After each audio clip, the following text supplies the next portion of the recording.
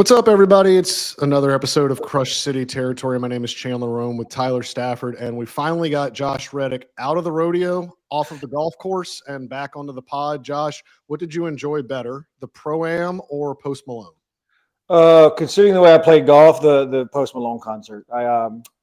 It was a good thing we played a scramble on Monday because I probably would have shot 110. I think I was too hyped up and trying to hit too hard because scrambles are my strong point. I hit the ball far, so when I get on the tee box, I just try to crush it, and it wasn't fun. It wasn't fun. I hit a lot of we call them worm burners for those that know that term. So a lot of ground balls up the middle. But Post Malone was fantastic. Very rarely will I give plugs for things on here, but congratulations to the Houston Open. Rory McIlroy, they got a verbal commitment from Rory McIlroy. Scotty Scheffler's coming. That should be fun for those people that like golf. I'm not one of them, but it is a Sunday off day because for some reason the Astros and Mets are going Thursday, Friday, Saturday, off Sunday. So if you want to go watch perhaps Rory McIlroy or Scotty Scheffler win a golf tournament in Houston, you have a free day to do so and not worry about the Astros. That's pretty special too, because he just won the Players. So usually guys, when they do big tournament wins, they kind of take a little bit of a break, especially with the Masters coming up. But yeah, that's a huge commitment for the area. Another huge development happened for the Astros on Tuesday night. Lance McCullers Jr., for the first time in 868 days, stepped on a major league mound. It was 13 pitches. It was 1 inning. But there was a lot more meaning to it than any velocity readings, any results, anything like that. Josh, you're so excited you can't control yourself. I can't. I just threw my cup all over my computer. That's not what you want. We'll clean that up later. You're so excited about Lance. Can't keep everything straight. But Josh, it was 13 pitches. I'm not going to sit here and break down his outing. He faced 4 batters. He hit one of them. He got 2 ground outs, got a line out. We're not going to break the outing down, but mentally, as someone that has been hurt, that has rehabbed, not as long as Lance has, but can you kind of tell people what it is like for a guy like Lance to come back after such a long time away? Oh God, what a relief for him personally. You know, the fight that you go through for so long. I mean, being on a 2-week IL stint is long enough to make you go insane especially when the team's at home. I mean, you're coming in at like noon before everybody gets there to get your work done, and then you got to sit there for the rest of the game for another 10 hours to be at the ballpark. So it's a long day and it gets a little boring. But Lance is so good at getting his stuff done, even when he wasn't hurt. Back when I played with him, it was all about staying in line and getting his work done. So I know he was in there getting everything he needed to get done, but to be able to miss that many days and to come back, what a great feeling for not only him, the Houston area, the Houston Astros. Lance is such a big part of this organization going all the way back to 2015, 2016. So it's a big piece in this organization. And for him to just get out there and, get his feet wet. Like you said, it was 13 pitches. It was basically just a little, live batting practice action with a different atmosphere. So it was good to see him get through it with no issues being the big thing. When you come through and you come back from an injury, it's all about how you feel and nothing else keeping you off the field at that point. So when he walked off that field without anything hurting him, that was the big picture right there. And I got so excited, I just checked. These cowards won't even let me put money on Lance to win the Cy Young this year. It's not even available. They're scared. That's what it is. It is. I mean, you got to have dark horses, man. They got to have at least some kind of. There's got to be like a plus 50,000 odds to that, to where you could just win a oodles amount of money if it happened. Bunch of cowards. I'm about to pay off my house. They need a write-in option for bets like that.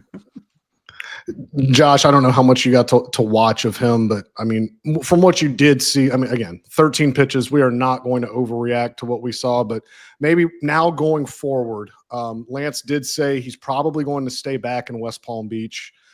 He'll throw on Monday in a backfield game. He wants to get 2 ups, which means he'll throw an inning, even if he has to simulate it, he'll simulate it, go sit down, and then go back and throw a second inning. And then after that, they'll put him on a rehab assignment. I'm not sure where they will send him, whether it's Corpus, whether it's Sugar Land.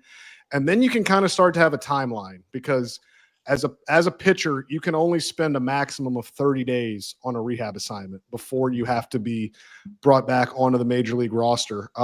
Josh, you have seen Lance at his best. You've seen Lance when he is healthy. You've seen the stuff. This is already a pretty formidable rotation when you look at it without him.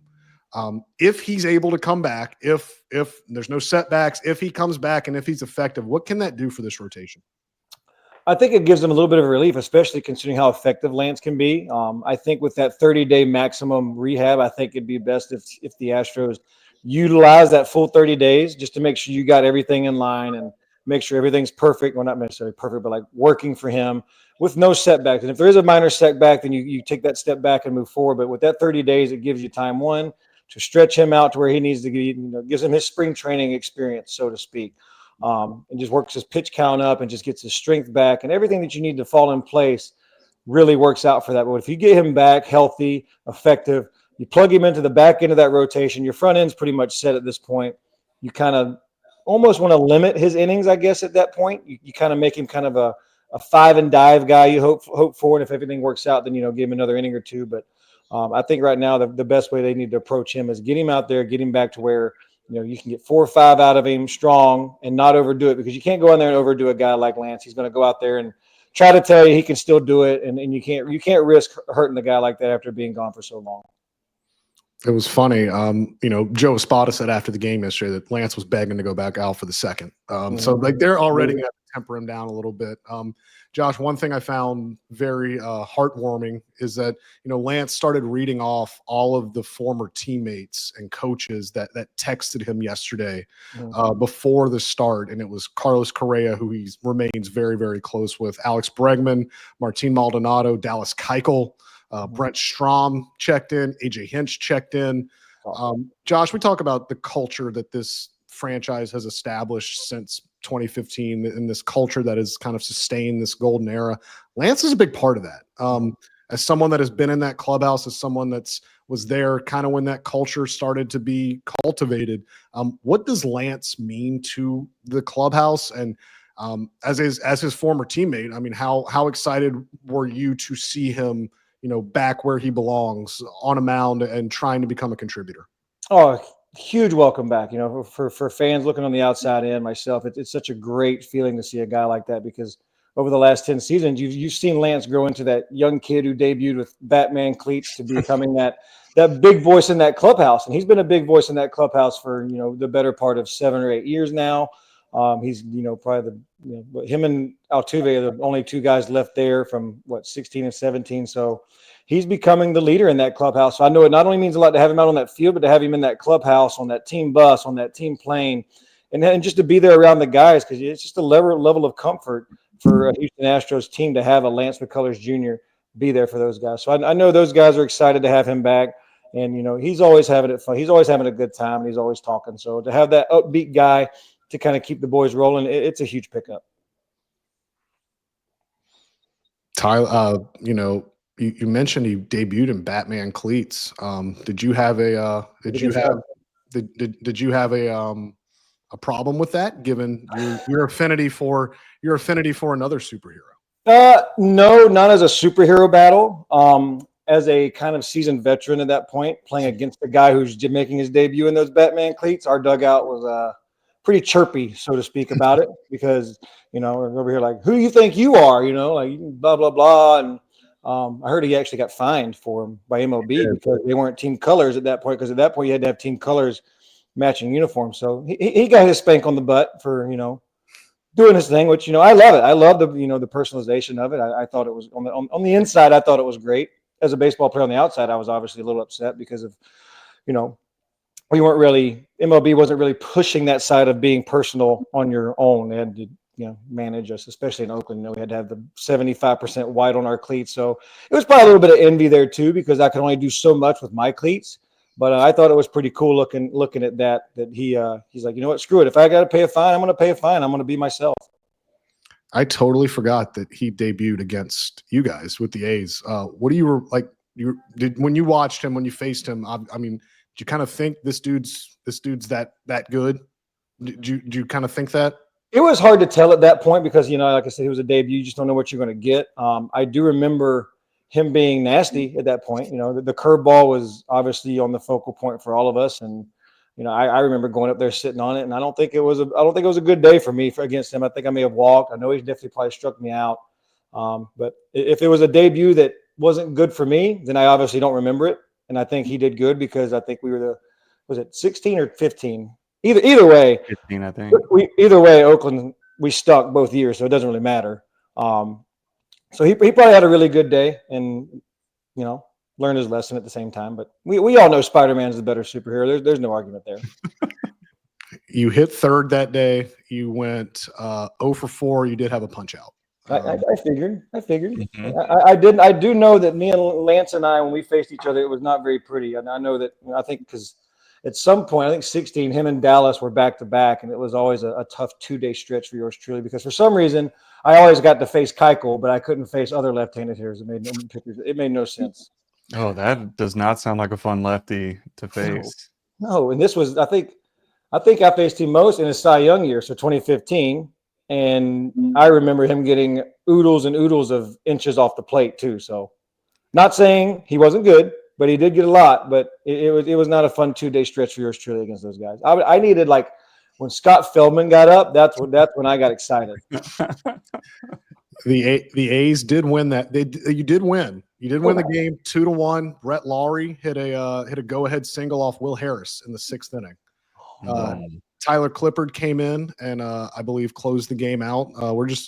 We're remembering some guys now. So Tyler Clippard, congratulations on closing out, getting the save in Lance McCullers' major league debut. I had a lot of stuff otherwise happen on Tuesday after Lance McCullers exited the game. A lot of fly balls to left field, an injury to the jaw that I didn't know was possible from a baseball player, and another Cam Smith sighting in right field. We'll talk about all this after a word from our friends at Foul Territory. Kratz, what time is it?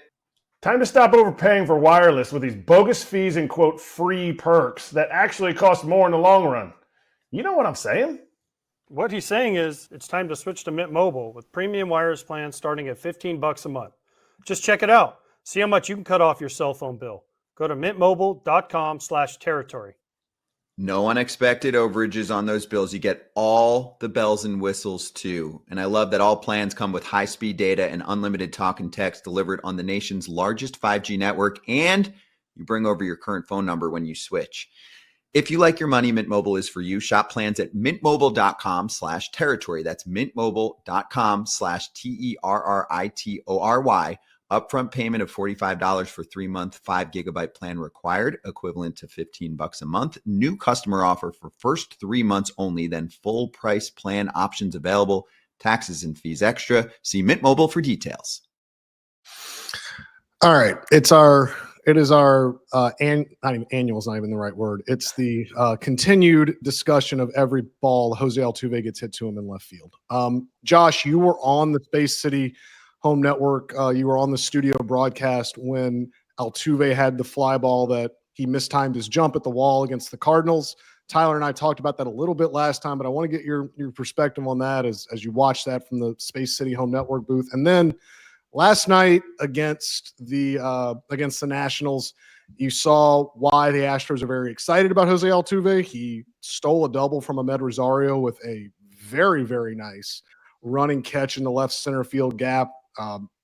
Basically, he looked like he had been doing it for 10 years. It was very, very nice play, nice read. You saw the athleticism. You saw him get to his spot, and it went well. Then a couple of innings later, it looked to me like he knew he was going to get tested. He knew that they were going to send that runner home. He was thinking about the throw before the ball even got in his glove, and the ball didn't get into his glove. He dropped a pretty routine fly ball in left field. So, Josh, just in total, as you have watched Altuve in left field and really getting some big tests, what have you thought of how he's done? When you look at the big picture, I think he's doing a great job. Obviously, some miscues are going to be magnified more than I think a normal outfielder would have, just because it's him. But when you look at the running catch, great job, great line, great reach, and then the best thing was him and like we talked about, him and Jake Myers had great communication on that play. Looked a little squirrely there at the end once he got to that track, kind of hesitated a little bit. So it seems like the wall kind of gives him a little bit of jitters, which is a fair assessment because nobody likes running into the wall for the most part. And then you look back at, the one where he jumped too soon. That was just, his first test of being at the wall on those high fly balls. And really nobody talked about it. Is it kind of came into that point where the fence kind of triangulates. And that's really one of the harder reads as an outfielder to make sure that, you got plenty of space. And he just jumped too soon. And looking at it, he may not even needed to jump if he just took a couple of steps back and waited a little bit. But like I said, that was his first try at a wall ball in a game situation. So understandable that he was a little hesitant at that point. You want these things to happen now as opposed to 2 weeks from now. So that's the big picture.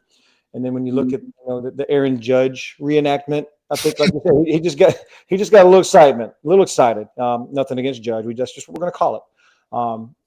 He just got a little excited. I think we as outfitters, we want to throw guys out. So he was probably a little over anxious to let it eat and kind of show what he's made of out there and prove to everybody that he can do this. So just a little bit of a picking the eyes up a little too soon and not watching the ball all the way in. So those are just things that he's got to work on. And like I said, you're getting the reps now in spring training. Mess them up now when they don't get magnified 100 times more once the season rolls around. Josh, I did not play professional baseball, but basically the same thing. I played Pony League until I was 14. So it was, roughly the same, level of competition. But I grew up playing first base, left-handed. But then in Pony League, I had to play center field. And I remember it took me until probably the last game of that first season to not get butterflies every time a pop-up was hit to me, just because I was so terrified I was going to drop. So I've been playing baseball my whole life, but there's something very different about being in the outfield and these balls coming a long way.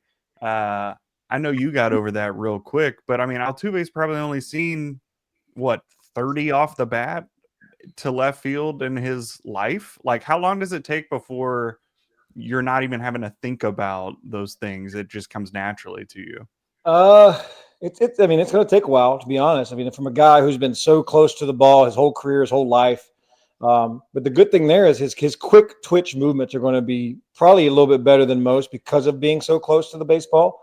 But like I said, it's not an easy position. It's definitely one of the easiest ones on the field, being out there, because you have a lot more time to figure out what you want to do. But as the time goes on, it becomes more natural. Whatever the time frame may be, who knows? But like I said, it's not going to be easy. Like I said, the routine stuff is what we're going to focus on with Jose. He's got to do the routine things, like not dropping that ball yesterday. Those are things that kind of are going to get more focused on than like the running catch. Like if he doesn't make that running catch, we're like, all right, babe, nice try, we'll move on. But those routine plays become more and more. I keep using the word focus, so I guess that's probably my better word to look at, because he's going to drive in more runs than he's going to prevent. We already know that. So get out there and just get your reps. We know he's going to get out there and get his practice. He's going to be out there in batting practice. He's going to get his reads off the bat. But once you're in the game, there's really no way to simulate that. And the more he gets along, I would say probably by, if we're looking at like early May, will probably be his more comfortable level once he's got about 15 games out there at that atmosphere, because spring training, you all know, is a different atmosphere because you lock in better when the season rolls around. So who's to know? He gets in that stadium, he gets at Dyken Park and just, locks in and becomes this all around great outfielder. And he's got a great guy on the other side of him, and Jake Myers too. So we've talked about them utilizing not only him, but utilizing their pitching staff to make it more favorable for guys like that out there as well. Especially when you look on the other side, Cam Smith more than likely being the right fielder. You got two guys in the outfield who have never stepped foot out there really at all. So it's going to be a tall task, not only for the coaching staff, but a really tall task for the young kid in Jake Myers. I'm glad you're with me, Josh. Chandler's a hater. Chandler just, everybody in the comments knows, Chandler can't stand Cam Smith for some reason. But me and you, we're way on the hype train. I agree. Get him out. It's hard when you're looking at it because the kid's raking, and I know it's not big league pitching every day. But when you're looking at big league pitching, he's still handling himself well. He's not getting overpowered, and you don't really lose anything if he breaks camp with the team. He breaks camp with the team and he stinks for 2 weeks. You send him back down, let him kind of get his confidence back and work there. So, and in reality, he's your better option. He's not your best option defensively. But if you want a stronger lineup, you got to. I just think he passes Chaz in the offensive category and all around. I just think that they're a better team with Cam Smith on that roster. Yeah, Chandler, come on, man. I have a couple things about everything that was just said. Josh, you mentioned, okay, I want to go to Jake Myers real quick. We'll get back to Cam Smith in a second. I want to go to Jake real quick because I think this lines up with both if Cam Smith makes the team as a right fielder and Jose Altuve playing left a lot. I wrote something a couple of days ago that it was interesting to me to talk to Jake, and he said that he more than anything that he has a physical, more than anything physically, he said what's going to be most important is his communication. And his yelling to Altuve, like balls in, balls back, like where to go with him. And I presume if Cam Smith breaks the club, breaks camp with the club, it would be the same thing. As an outfielder that has been out there and played, like how valuable is it to have a center fielder that is calling out, like, if a ball's mishit, if he sees a swing better than maybe you do, or if he sees we're thinking about that play last night. I'm sure Jake was yelling a ton as they were about to converge in that left center field gap. How valuable is it to have a center fielder that can be as communicative and can help in that regard? Oh, it's everything, because you're preventing a collision from two super athletes running full speed into each other, and that's just a train wreck in itself. But it's not only just Jake; it's the infield. It's when he's playing out there, you got to have Pena's got to be vocal towards him. Whoever's at second base that day has to be vocal. Whoever's playing right that day, But it's not only just Jake. Jake does a great job of moving around too with the communication, but it's also their jobs as well to communicate. I know when George and I in spring, when we were out there, it was always about not just him yelling at me yelling at him. If we were converging on the gap, and I knew right away it was going to be his, I'm yelling, all you. And, obviously if I'm going for it, I'm saying, I got it. But the biggest thing is just to keep yelling as much as you can, because usually you see a bunch of miscues from guys that, say they don't hear each other because they're yelling at the same time. And the guys are just stuck on the three, I got it. All right, I got it. That's it. But, my big thing was yelling to make sure that they were out of my way. If I'm screaming at the top of my lungs all the way to the ball gets in my glove, so be it. And I think that's the bigger picture. It's not just your outfielders got to help you, but your infielders need to help you as well on those balls in. And as the guy playing out there, you got to know the situations too. We're so good at assessing where we need to go if it's hit to us. We got guy on second, one out, too deep, get it in quick, shallow, try to throw him out, ground ball, throw him out, keep it low. There's all kinds of things that you can prepare yourself for to make the right call once it happens, so you're not overthinking things and it just becomes more natural. I think the biggest thing with Jake, for him, with those two guys, is making sure they move when he moves. Hey, we're going over here 5 steps this way. We're going this way, blah, blah, blah. So I think about not only just the play happening, but pre-play planning. Let's say that 5 times fast. I think that becomes a big factor for those guys, because you got to know what you're going to do with the ball when it comes to you before it happens. Something interesting that's come out of this, you mentioned pre-play planning. That is hard to say. Josh, as you know, you guys carried the positioning cards in your pockets and in the outfield. It shows you how to position for every hitter, how to lay out things like that. Joe Espada has told us that Altuve is carrying one in left field. He does have one, but he doesn't like to use it. I'm with him. I'm with him there. I hate those things. He prefers to look into Dave Clark, who, if we're ranking people in terms of importance of this Astros season, Dave Clark has to be in the top 3, because this dude he is Jose Altuve's implicit trust, and he has basically taught Altuve how to play the outfield for the entire 6 weeks we've been in West Palm Beach. But he prefers to look into Dave Clark, who is positioning the outfield in that way. So they're having to tailor a little bit. They're seeing what he likes, what he doesn't like, how he likes to be positioned, things like that. So I think it's been interesting to watch how Altuve has really taken to this, how he's kind of molding it into his own. And then we were talking about it a little bit before we came on. I thought it was very interesting to see how upset he was yesterday when he dropped that fly. And obviously, like, you didn't want him to be happy about it, but it's very clear that he is committed to making himself serviceable out there. And this is going to be something that he is working his tail off at. He does not want to embarrass himself out there. And, to be quite honest, to play like that last night would probably rank up there in terms of kind of embarrassing. So he is motivated by this. I think he thinks the outside world believes he just can't do this, that he'll fail out there, that this will be a disaster, that this will be a train wreck. Josh, I think he is motivated by everyone that's thinking that, because he's out there trying his best and playing with the sort of vigor that you don't really see in a guy that's about to turn 35. Yeah, I mean, it's just all when you look back at it and how Altuve is such a good athlete that, excuse me, things are going to transition really well for him. And like I said, I keep saying repetition, repetition, repetition. But once he gets those reps in there, you get more and more comfortable. And is Dave Clark still using the dog toy to guide him around like he did in 15 and 16? Wait, what? Wasn't Dave Clark with the Stros in He like 14, 15? Who was the coach on the top step using the dog training orange toy to move his outfielders? That wasn't Pettis, was it? No, I think Gary was still coaching third and not doing all that. Or I don't know if Gary was there yet or not, but I remember it was during the Bo Porter days. Mm-hmm. And I can't remember who it was, but I'll never forget. We were giving him so much crap for them using a dog training toy to move his outfielder. So I'm just curious. I thought it was funny.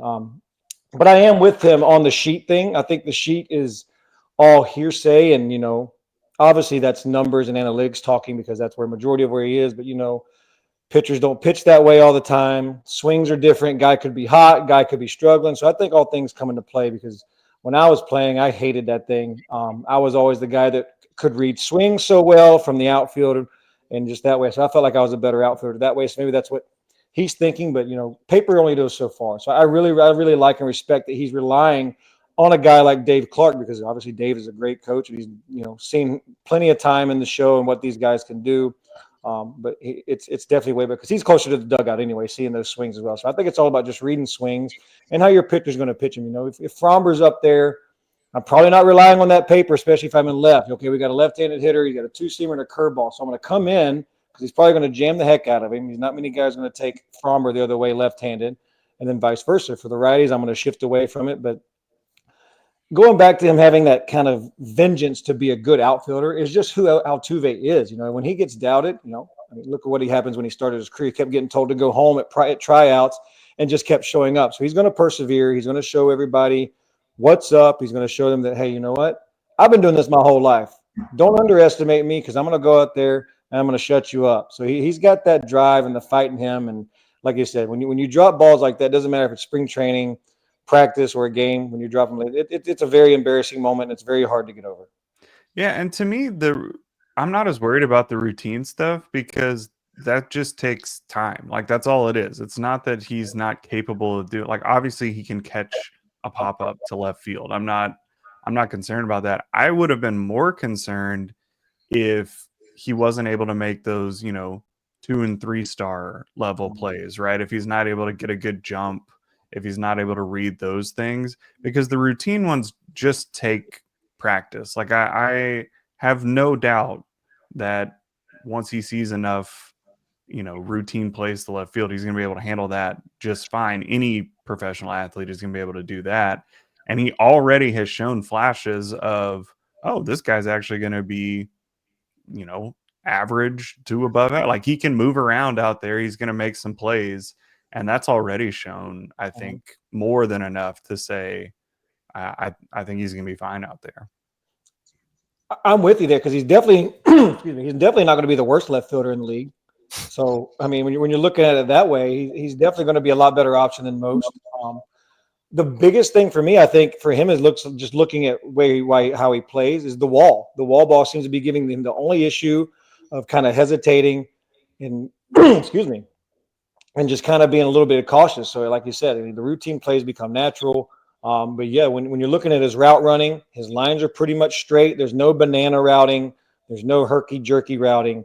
And like I said, he goes back to being an athlete. He's going to learn. He knows ball flight. He knows ball pass. So that becomes natural to him. But yeah, like when we're making 3-star plays on the regular, 3-star plays got to be made. And like I said, when you're going back and looking at the superstar plays, you're not really going to expect him to make them. If you do, awesome. If not, we're just going to give you a pat on the butt and say, hey, kid, keep trying and do your best. So, yeah, and like I know I keep saying repetition, but that just seems to be the common thing here. Is the more he gets out there, the more comfortable he gets, and the more natural it's going to flow into him, like you said. Well, yeah, a month and a half ago, he was a second baseman. So yeah, it's going to take some time. Give him a little bit. I'm more than willing to give Jose Altuve a little bit of time to figure it out. Yeah, he'll be fine. Infielders are moving out there all the time now, so it's not that big of an issue. And like I said, he's going to learn. And when you get into that ballpark in that big league atmosphere game, it's going to change because you can kind of be a little bit more goofy in these spring training games. But when those big league ballpark games come into play, you get locked in. That tunnel vision becomes more intimate.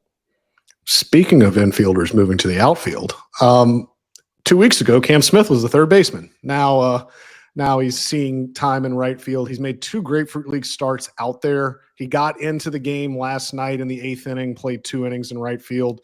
Hasn't had a ton hit to him. He did make a you can call it a sliding catch. A falling catch. It was adventurous, but the ball got in his glove. It was an out. It goes as an out in the scorebook. He can call it a diving catch for the rest of his life, and he will do that. But look, Cam Smith is not going to make this team to play defense. Cam Smith is going to make this team to hit. His bat is going to get him on this team. Josh, you talked earlier about, look, if he comes up and he stinks for 2 weeks, send him down, and you can kind of do it that way. I wonder, do you worry at all about that, how it would affect his just psyche, his confidence? And this kid's makeup has been lauded throughout the organization since he got up here. It is the one thing that they knew he had a good makeup coming in. It has exceeded their expectations. But this is also a guy that is like a lot of baseball players that get to this level, has probably never failed in his baseball life. And if he has, it has not been as pronounced as it could be at the big league level. Do you worry that if they do that, if they break camp with him and let's say he starts, 5 for 60 and they have to demote him, do you worry about what that does to his psyche and his overall kind of demeanor?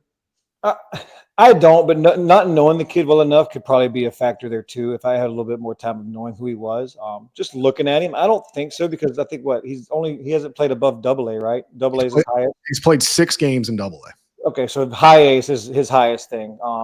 So it's hard to say what would happen there. I mean, you go up and I think you can have that kind of to fall back on him. Like, look, I played 6 games in Double-A. My highest is high A, single A. So if I don't go up there to succeed, that's probably why I haven't had my time to develop into the player that I need to be. But they have such a good resourceful baseball organization to handle that. I know the AAA guys are fantastic. Having those guys in that organization are great. You have so many options to talk to people about, failure and getting down on yourself, that I think that can help, and teammates can help that a lot. But yeah, it could be a factor. You just never know how guys are going to handle that. But the bigger picture he just needs to realize is, look, you're young. Your expectations are super high. Don't go in there just trying to be Babe Ruth or Barry Bonds at that point. Just go in there and fill in when you can. And if it doesn't work out, it doesn't work out, and you go back down and work on things. So it's hard to tell because I don't know the kid, but I can understand the worry for some people about, if he goes up there, it could, drain him and kill him a little bit. But, it's just a factor. Just, you defeat that, go up there and hit. We talked, and look, we talked about this when Grapefruit League play started, about stats in Grapefruit League play and how not to obsess over them. And but Cam Smith, this is all we have to go on, because this is all we have with him. And I guess the thing about when you look at him versus Chaz specifically, we have a sample size with Chaz. Look, he was not good last year. I'm not trying to bury that lead. He was not good at all last year. And he had a really, really breakout year in 2023. Before last season, though, Chas McCormick had a 117 OPS plus in almost 1,200 big league plate appearances. That is not a small sample. That is not a small sample size. That is enough of a representative sample size to earn some benefit of the doubt. Mm-hmm. And look, Chaz has not been good in Grapefruit League play, but he was really good in Grapefruit League play last year. Had about a 460 batting average in Grapefruit League play last year, and was terrible. So it was terrible when the regular season started. So I guess, where are we in terms of how much stock do we put in Cam Smith tearing up the Grapefruit League against a lot of minor league pitching versus Chas McCormick, who just came off a terrible season, who has a track record in the big leagues, but has not had a good Grapefruit League against, the same kind of caliber of pitching Cam Smith's seen? Well, I think the thing that's hurting Chaz is, you talk about last season, and then it just continued on to this spring training. So it's been more of a continuous, not so good stretch for him. So I think that becomes more of the point where you look at, whereas this young kid can come in and, yeah, it's been a lot of minor league pitching, but like I said before, he's faced some big league guys, and he looks comfortable up there. He's not getting overpowered. Whereas, there's moments where Chaz just looks completely lost up there. So I think you don't look at the numbers. You look at how the guy is in the box. What are his swings looking like? Where his pitch selection is, and that kind of thing. So I think that becomes more of it. And the good thing about, I guess I wouldn't say the good thing about it for Chaz is I think he still has an option left. Yeah, so he has 3 minor league options left. He has 3 option years left. All of them left. Okay, but this will be his 5th year of service time, though. So once he gets 5 years, you would have to get his consent. But continue. Yes. Right. Yeah. No doubt. So I mean, there's options there. You don't have to keep Chaz on the roster. Obviously, with Cam, he doesn't have the service time as well. But both guys are kind of in the same boat. One with more time, one with 0 time. So it's just all about how comfortable they look, what you want as an organization. Do you want the defender to be out there and prevent runs, or do you want the guy that's going to drive in runs? So I think it's just a mixture of what they want. And do you even consider keeping Chaz on the bench? You just never know. Is he going to be your 4th or 5th outfield guy? You don't know what's going to happen with, what's going on with DeCenzo and his freak injury that happened yesterday. So there's a lot of moving parts right now. Zach DeCenzo got a TMJ sprain. I didn't know what that was. I can read you the full joint. Total mandible something. I don't know. I can read you the full joint, but I would mispronounce a lot of words. Basically, it is the thing when you open your mouth and you put your hand, your finger near your sideburns of your ear. It's that thing that clicks when your mouth opens and closes. And this was kind of startling to hear Joe Espada describe, but the ball hit him on, I believe, I got to get it right. The ball hit him on the right side of his face, but the sprain is on the left side because it basically hit him so hard that it jostled the other side and sprained the other side of his face. Because he was diving, right? He dove and it kind of kicked back on him, right? He dove, from what Joe Espada described, it clanked either off his glove or off the dirt and just got him straight in the. Yeah, it looked like it kind of misdirected when it hit him, but that is kind of weird to get hit over here on the right. But yeah, like I said, maybe it kind of jerked him over and kind of overextended that joint a little bit. So that is definitely one of the few times. Well, probably I don't even know if we've heard of that injury before in the sport of baseball, but that just goes to show you how freak of injuries can happen on any given day. How did you not get that when you collided with Alonso in spring training a couple of years ago? I don't think I had enough time for my head to hit Alonso because by the time I looked up, I put my hands up and I was already on the ground. That's a big man. He is. I mean, he still is, and back then he was pretty solid. And I'll always make this point: he didn't play the next day, but I did. So who was really hurting on that next morning? We will never have to forget that moment. Well, we will not forget that. We will not forget anything we discussed here because we've got about a week until opening day, and there's still a lot of uncertainty out there. Who's going to play right field? Where will Cam Smith start his season? Is Zach DeCenzo's jaw still intact? And is Lance McCullers Jr. a viable rotation option for the Astros this year? We tried to answer all those questions today. We will answer more of them as the season goes along. Again, we will get up to 3 times a week starting next week when the regular season kicks into gear. Opening day is Thursday. Josh, Clay Holmes is starting opening day for the Mets, which is not a sentence I ever thought I'd say. But 2 sinker ballers going at it. Clay Holmes against Framber Valdez on opening day. Next Thursday at Daikin Park, the debut of Daikin Park, the debut of Clay Holmes, the starter, and maybe the debut of Cam Smith in an Astros uniform. We'll see. And we will let you know how that goes on Crush City territory. Please, guys, rate and review us on Apple. Subscribe on YouTube so you can get an alert every time we go live. And we will be back soon with another episode. Thanks for listening.